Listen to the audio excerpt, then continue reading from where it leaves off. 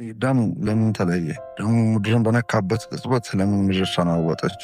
መሬት ስለምን ተንቀጠቀጠች? የመቅደሱ መጋረጃ ስለምን ከላይ እስከታች ተቀደደ? ምክንያቱም ያ ደም የሰው ደም ብቻ ነበር። መለኮታዊ ነበር፣ ቅዱስ፣ መስዋዕታዊና የእግዚአብሔር ሕይወት የሞላበት ነበር። እግዚአብሔር ኖር የሌለበት በግ ደም ነበር። አንዲት ጠብታ ደም ሲፈስ ሲኦል ተንቀጠቀጠ። አንዲት ጠብታ ደም እርግማኑን ሰባበረ። አንዲት ጠብታ ደም በሰማይ የድል ድምፅ አስተጋባ።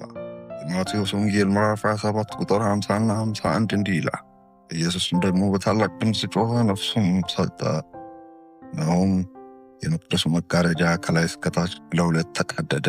ምድርም ተናወጠች፣ ዓለቶችም ተሰነጠቁ።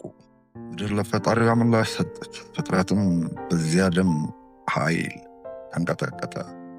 መጋረጃው የተቀደደው በሰው እጅ ሳይሆን በራሱ በሰማይ አምላክ እጅ ሲሆን ትርጉሙም ልጆች ወደ ቤታችሁ መመለስ ትችላላችሁ የሚል የምስራች ነው።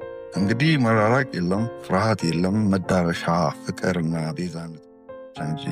ኤፌሶን ምዕራፍ 2 ቁጥር 13 እንዲህ ይላል፣ ነገር ግን እናንተ አስቀድማችሁ ርቃችሁ የነበራችሁ አሁን በክርስቶስ ኢየሱስ ሆናችሁ በክርስቶስ ደም ቀርባችኋል። እግዚአብሔር ዛሬም በኢየሱስ ደም ኃይል ያድናል ብለው የሚያምኑ ከሆነ ፎሎ ያድርጉ፣ ቪዲዮውን ላይክ ያድርጉ እና ለብዙዎች እንዲደርስ ሼር ያድርጉ።